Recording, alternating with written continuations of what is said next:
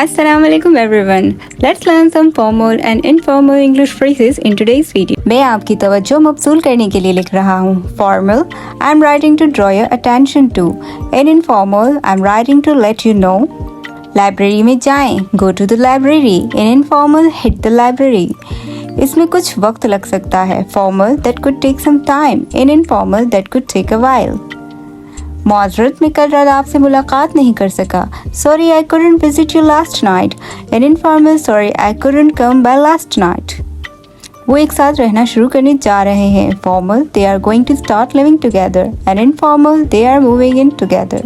मैंने इसके बारे में सोचा नहीं है. I haven't thought about it. In informal, I haven't given it much thought. ये आसान है. Formal, it's easy. In informal, it's a piece of cake. मैं सराहूंगा अगर आप ये कर सकते हैं तो. I would appreciate if you could. And informal, you don't mind doing for me, do you? अगर आप करेंगे तो मैं बहुत ज़्यादा शुक्रगुजार रहूंगी. I would be most grateful if you would. In informal, do me a favor, will you? अगर कोई सवाल हो तो मुझसे राब्ता कीजिएगा. Formal, please feel free to contact me if you have further questions. In informal way, just give me a call if you have any questions. मुसीबत या परेशानी को अपना रास्ता न रोकने दें. Formal, don't like distractions. Block your work. In informal, don't like distraction. Get in the way of your work. हमें इसके बारे में सबको बताने की ज़रूरत है. We need to tell everybody about this thing. In informal way, you can say we need to go public with this thing. Hope you all liked it. Thanks for watching.